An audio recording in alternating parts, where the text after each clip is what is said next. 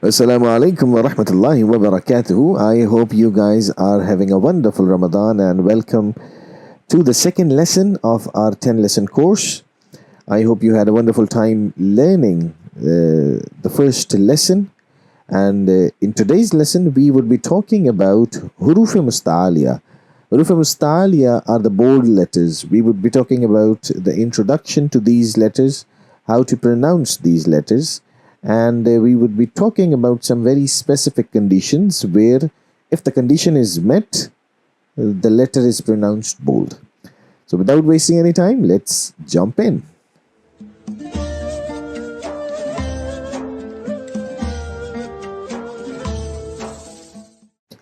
So before starting our lesson, I would like to talk about something else. And that is, why is it so important to learn the bold letters or learn the pronunciation of bold letters? To understand the importance of bold letters, let's take an example. We have two words. One is qalb, which means heart. If I pronounce it with kalb, with a light kaf, what do you think the meaning would be? The meaning would be dog. So you see the difference between the two words with just a little slight subtle difference in pronunciation. For example, you have a sentence, I love you with all my heart. Now the same sentence, if you replace qaf with kaf, the sentence would become I love you with all my dog. So you see, it changes the meaning drastically. So we have to make sure when we are reciting, we are taking care of the pronunciation of each letter, lest we change the meaning of the verse, which would be a worse case if you change the meaning of the words of God. Now let's talk about the letters. There are 7 letters which are always recited bold. What does it mean? They're always recited bold. There's no condition to it. Whether they have qasra, fatha, dhamma, they would be recited bold. Kha. Kha is the first letter. Kha. Kha. Sad. Sad.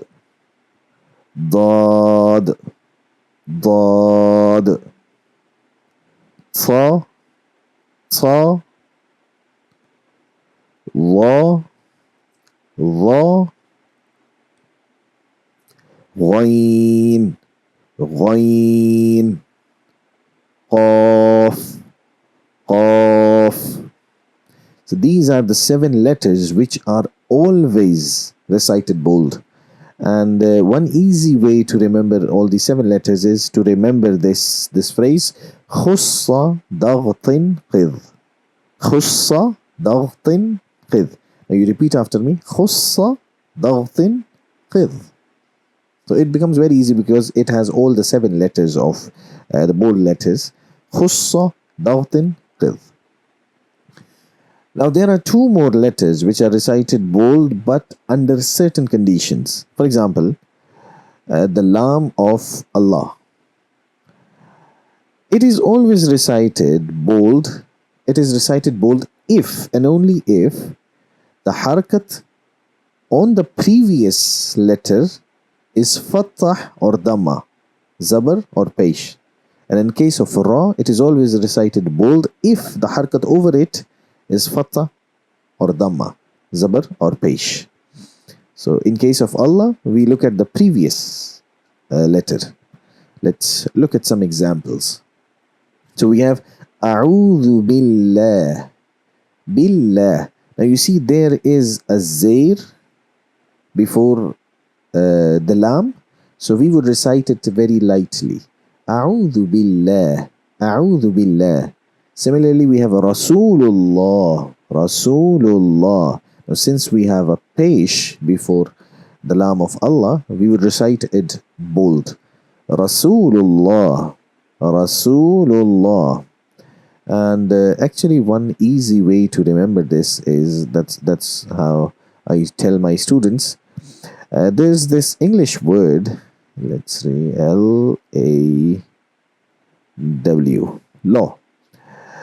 The way you pronounce law is very similar to how you would bold the sound of Allah, law, law. Rasulullah, law. A'udhu billah, a'udhu billah. Rasulullah. Here I would suggest you to pause the video and try to recite all of these examples. And afterwards I would recite them for you. So let's start reciting them. First we have, as we've already seen, A'udhu billah, A'udhu billah. Rasulullah, Rasulullah. Minallah, Minallah. Bismillah, Bismillah. Khayran yara.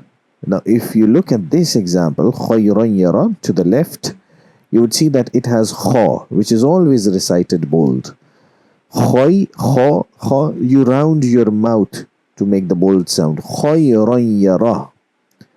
رجال ربما ربك سراجا. Now let's look at this page, and it has a snippet. The special thing about this snippet is it is from a Tajweed Quran.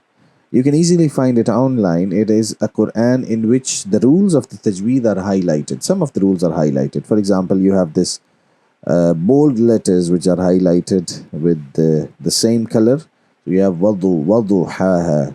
So you can easily recognize which letters to pronounce bold. Qamari, wal qamari. You just have to look at the colors. Yaghshaha, yaghshaha. Ardi, ardi, ardi.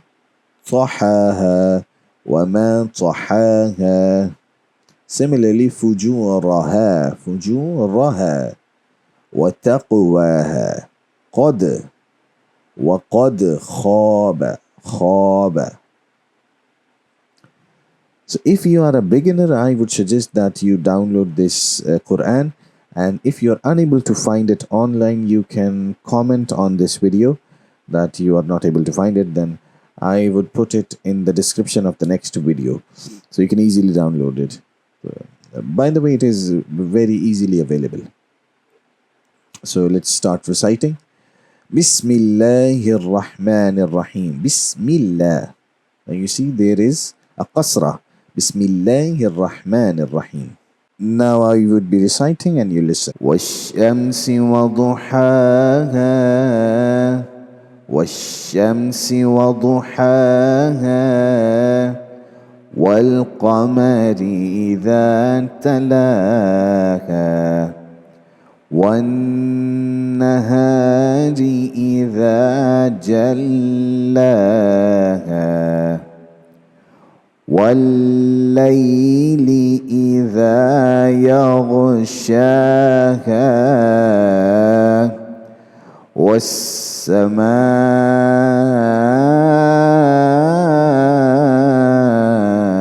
وما بناها. Now when you recite yourself, I want you to apply what we've learned in lesson 1 and lesson 2 while you are reciting any surah that you like. So for example, if we look at this surah, we have wash-shamsi. Now we talked about this in the last lesson, that when you have a tashdeed on any letter, you put emphasis because there are two sheen here. Wash-shamsi, wash-shamsi. Waduha, waduha. Now since there's a standing harakat, we would stretch ha. Waduha, waduha. Similarly, we have wal qamari. Since there is no standing harakat, we would not stretch any letter. Wal qama, not like this. We would recite wal qamari, wal qamari. So you practice in this way and try to remember every rule that we have learned so far. So that was it for today's lesson. I hope you enjoyed today's video as well. So I would see you in the next video. Take care of yourself. Assalamu alaikum wa rahmatullahi wa barakatuh.